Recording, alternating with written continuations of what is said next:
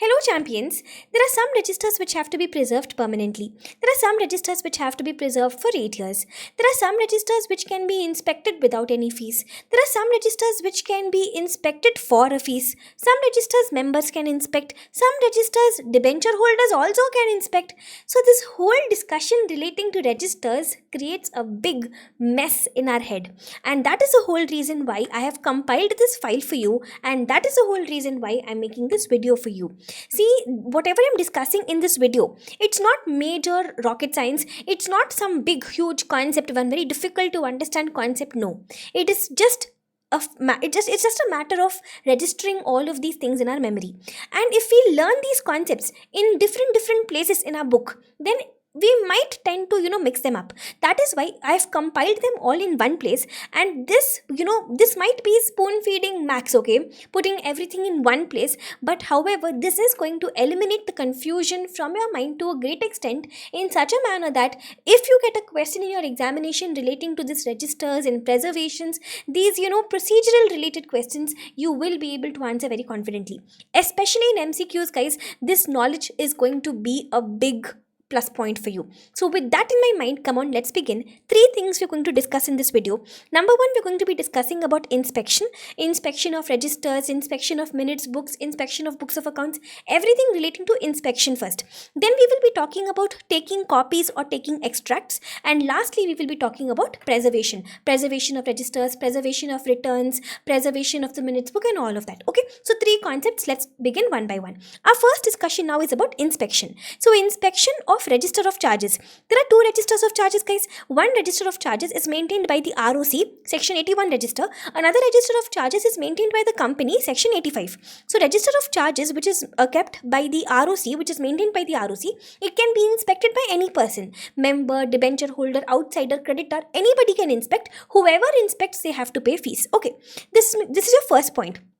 But there's one more point relating to charges, and that is the register of charges and the instrument creating the charge. This is maintained by the company. Now, this one can be inspected by the members and the creditors of the company. It can be inspected by others also. But if the members and creditors are inspecting this register, they can inspect it without any fees. If any other person is inspecting for them, we will charge a fees. So please notice, if the register of charges which is maintained by the ROC, if that one we are inspecting, doesn't matter who is inspecting, everybody has to pay fees. But the register of charges which the company is maintaining, if the member or creditor of the company is inspecting, from them we will not charge any fee. From others only we will charge fees. Okay, guys. So with this, my first 2 points are done.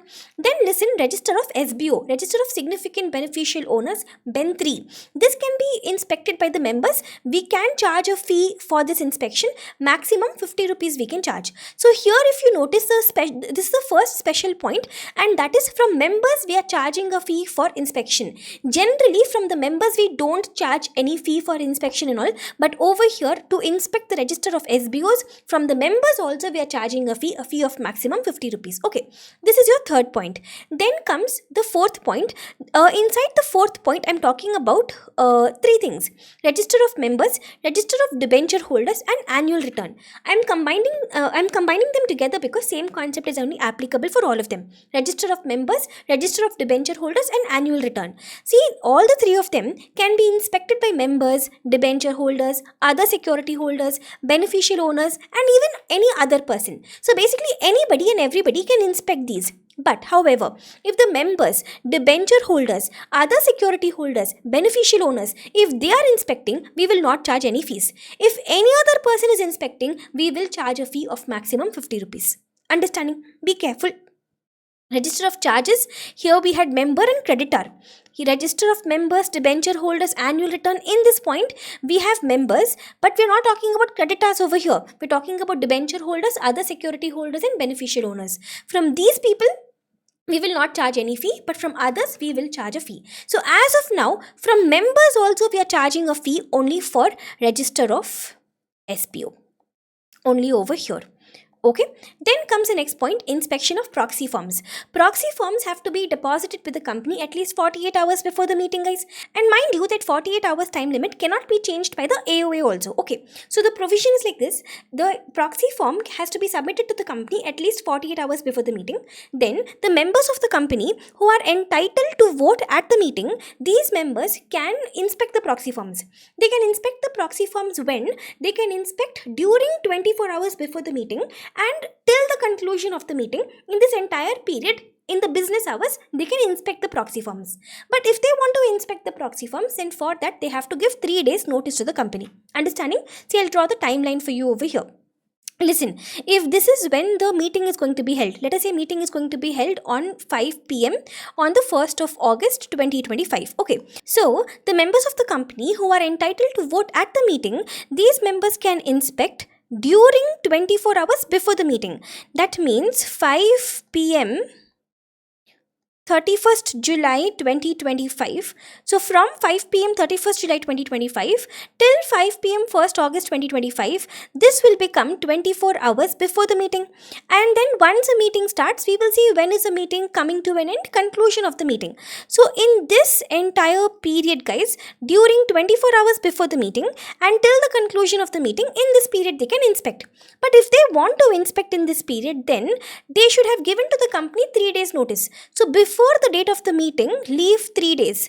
Before 3 days itself, they should have given a notice to the company saying that we want to inspect the proxy form. So if they have given like this a 3 days notice to the company, then only they can inspect during these 24 hours before the meeting and till the conclusion of the meeting they can inspect. Okay, this is about inspection of proxies. Now be careful. Who can inspect the proxy forms? Only those members who are entitled to vote at the meeting. So you tell me, if a member has already voted electronically, can he attend the meeting? Yes. Will he be counted in the quorum? Yes. Can he appoint a proxy? No. And can this person inspect the proxies? No, because if he has already voted electronically, he cannot vote again at the meeting. So he is a member of the company, but he cannot vote again at the meeting, and that is why such a person who has already voted electronically, he can neither appoint proxies nor can he inspect the proxy forms. So be careful. Who can inspect the proxies? Only those members who are entitled to vote at the meeting, only they can inspect the proxy forms. Okay. Then we have another point relating to minutes book, guys. Minutes book of general meeting and minutes book of postal ballot. They can be inspected by members without any fees. So from members, generally we don't charge any fees. Then inspection of books of accounts, only the directors of the company can inspect the books of accounts. Members can't inspect the books of accounts. Members can inspect only if the AOA specifically provides for it. Then inspection of financial statements. Financial statements can be inspected by the members, can be inspected by the debenture trustees. And lastly, in LLP, guys, 4 documents. Incorporation document, then names of partners and changes therein, then statement of accounts and solvency, and annual return. These 4 documents can be inspected by any person for a prescribed fee. Alright, in your entire syllabus, whatever point relating to inspection is there, we've covered them all. Alright, so over here, the most unique point is register of SBOs. Here, even from members, we are going to charge a fee. Generally, when members inspect, we don't charge a fee, but register of SBOs, even from members, we will charge a fee. Okay, rest is all fine. And another special unique point over here was inspection of proxies. Yes, members can inspect the proxy, but which member? Not every member. Only that member who has the right to vote at the meeting, only those members can inspect the proxies. Okay, now let's go to the second table. In the second table, we're talking about taking copies or taking extracts. Here we have only 3 points, guys. My first point is about register of members and register of debenture holders. Who can take a copy?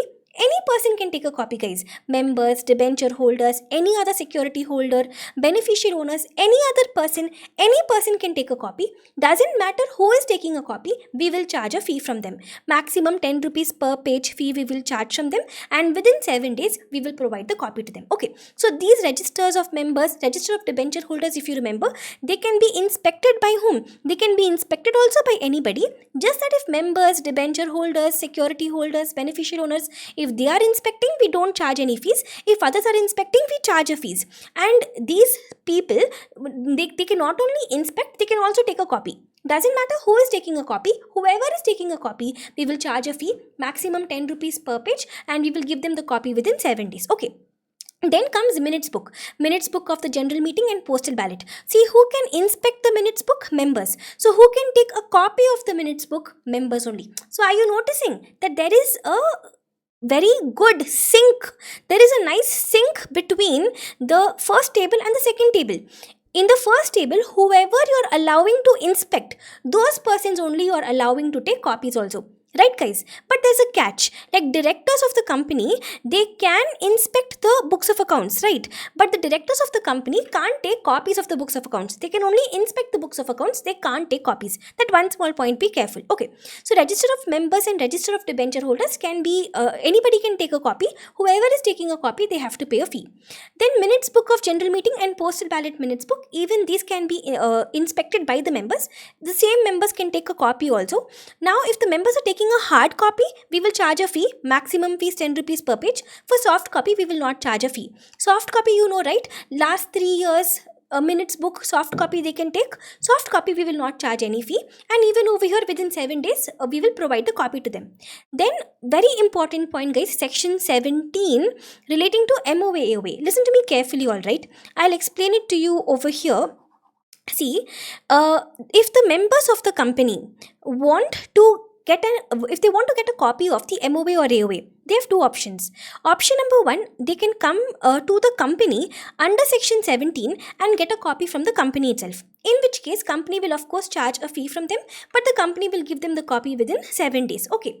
But the second option for the members is that they can go to the ROC, that is, they can go to the MCA website, and from the MCA website also they can download the MOA AOA. Even here they have to pay a fees. So if the members of the company want a copy of the MOA or AOA of the company, either under section 17 they can come to the company itself and they can ask for a copy, in which case company will charge a fee and provide the copy within 7 days, or they can directly download from the MCA website. What about all other persons? All others, for them section 17 is not possible, because section 17 is only for members. So all others will straight away come to the MCA website and take it from here. Because you know, right, MOA, AOA are public documents. So anybody and everybody can access to them. Anybody and everybody can inspect them, take copies of them. But however, everybody can come to the MCA website. But from the company, you can demand only if you are a member of the company under section 17. Notice a common point. Wherever we are asking for copies or extracts, 7 days time company will take. Within 7 days, the company has to give the copy. Common point, we have 7 days point. Okay. Now come to the last table, the third table. This is about preservation. So all the documents, all the registers, returns, whatever has to be preserved in your entire syllabus, whatever has to be preserved, I have it over here in this one table. Come on, let's begin. Number one, whatever documents we file with the ROC, whatever documents or information we file with the ROC at the time of incorporation, all of those documents have to be preserved. A copy has to be preserved at the registered office till dissolution. So till the company winds up, till the very end, till dissolution, it has to be preserved. Okay. So number one, copies of all documents and information filed with the ROC at the time of incorporation. A copy of those documents has to be kept at the registered office till dissolution.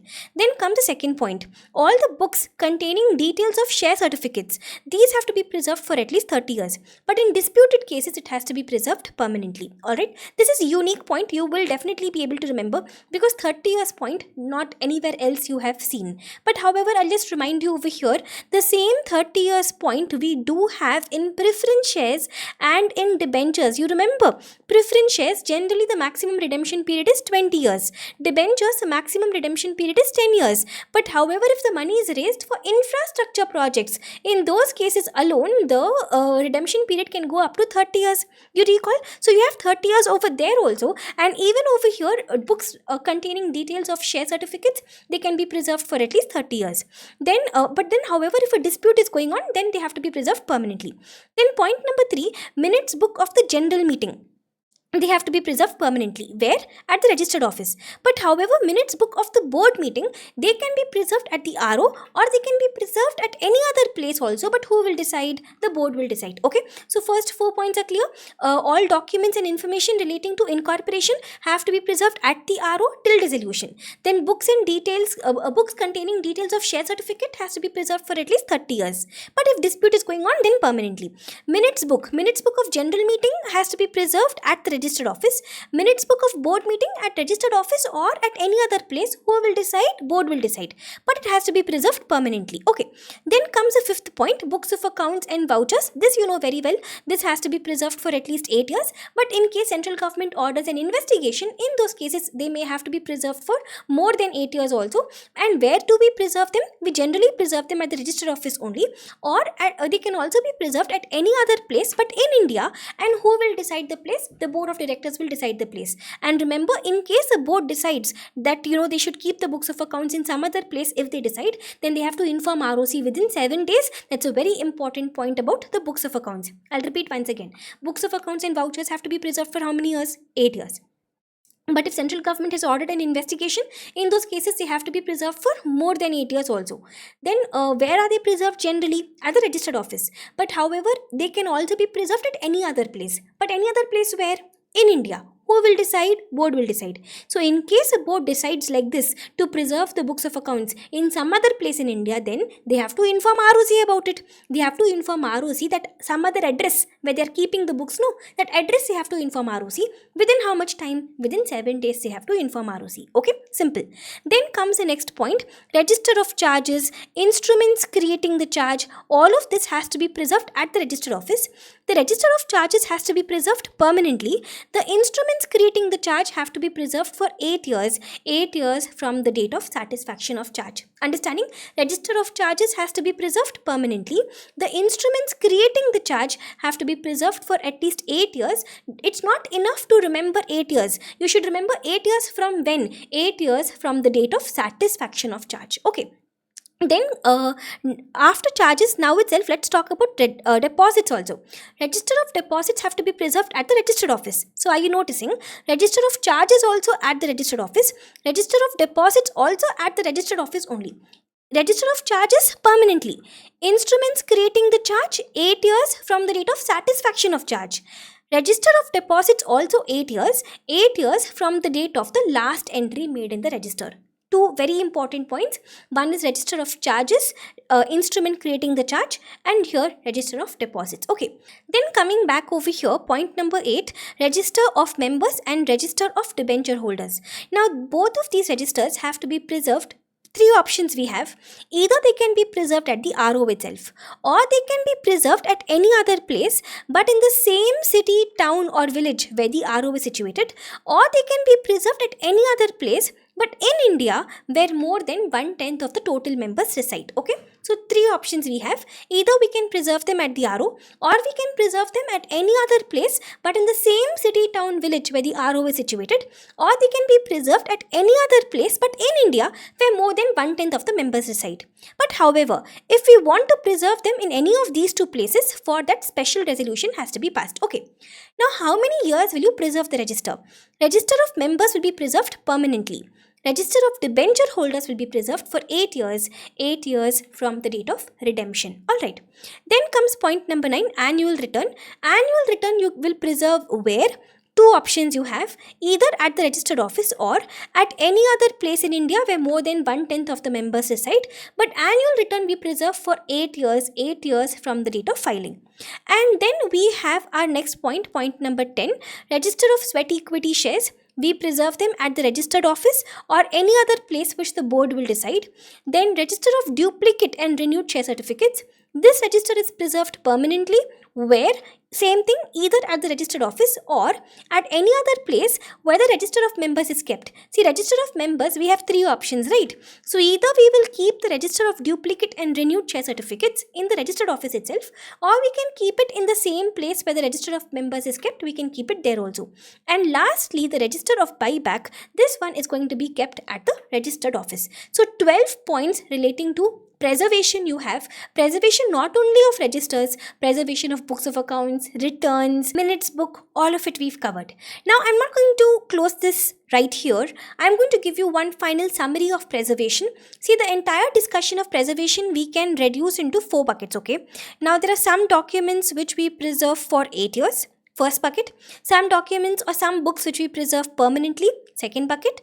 Third, some documents which we preserve till dissolution. Third bucket. And lastly, 30 years, fourth bucket. So this way it will become like a second revision. This is another way in which we can learn and memorize the preservation concept. So for 8 years we preserve 5 things: books of accounts of the company, but books of accounts may have to be preserved for more than 8 years also if central government has ordered investigation. Then register of debenture holders are preserved for, this register is preserved for 8 years from the date of redemption of debentures. Annual return is preserved for 8 years from the date of filing. Instrument creating charge is preserved for 8 years from the date of satisfaction of charge, and register of deposits is preserved for 8 years from the date on which the last entry is made in the register. So these 5 documents or books or registers, as a case may be, have to be preserved for 8 years. Then permanently we have 4 things: register of members, register of charges, register of duplicate and renewed share certificates, and the minutes book of the general meeting. Now see, register of members and register of duplicate and renewed share certificate, they have an interconnecting point. What is the interconnecting point? Register of duplicate and renewed share certificates, where do we keep this register? Either at the RO itself or at that place where the register of members is kept. Okay, so there is an interlink between these 2 registers. And lastly, the minutes book of the general meeting. These 4 things have to be preserved permanently. Then, copies of documents or information filed with the ROC at the time of incorporation, these documents have to be preserved till dissolution. And lastly, all the books which contain details of share certificates, these books have to be preserved for at least 30 years, but if a dispute is going on, then permanently. Okay guys, so with this I've completed all the 3 agenda for this video. First we spoke about inspection, who can inspect what and for how much fees. Then we spoke about taking copies or taking extracts, and then we spoke about all the preservation concepts. Okay, I have not left anything. Whatever was there in your syllabus with respect to this preservation, registers, inspections, taking copy, everything I've covered. Okay, but before I close this video, 2 extra points I want to discuss with you. Listen to me carefully. Extra point number 1. You know about closing register of members, guys, section 91. At a time, we can close the register of members for 30 days. In the entire year put together, we can close the register for 45 days. And we have to give 7 days notice regarding the same. You know about this. Now, we know that register of members can be inspected. Remember, we spoke over here, register of members can be inspected by members, debenture holders, other security holders, beneficial owners, any other person. The register of members can be inspected. But however, in this period, when it is closed, in this period, it can't be inspected. Understanding one small point, we know that register of members is closed under section 91 at a time for 30 days, total in a year for 45 days, and before closure, 7 days notice we have to give. During the period in which it is closed, in that period, nobody can do inspection of this register. Inspection is not allowed during the period when the register is closed. Okay, this is one extra point. Then comes a second extra point relating to the auditors chapter, guys. See, can an LLP be auditor of a company? Yes, LLP can be an auditor of the company, but only that LLP which is incorporated under the LLP Act 2008, which means only an Indian LLP. Can a foreign LLP be an auditor of an Indian company? No. Understanding, LLP can be an auditor, but foreign LLP cannot be an auditor. Company cannot be an auditor, foreign company cannot be an auditor. This you know. I just wanted to, put this point out for you that yes, LLP can be an auditor, but a foreign LLP cannot be an auditor. Because only that LLP which is incorporated under the LLP Act 2008, that is an Indian LLP, only an Indian LLP can be an auditor. Okay, that's it guys. That's it for this video. I'm hoping you've at least relieved to some extent that you have it all in one place now. This file along with all the markings, guys, I will upload in 2 places. In my website under free resources, also in the Telegram channel. You can take it from wherever you're comfortable. Okay, thank you guys. Bye bye.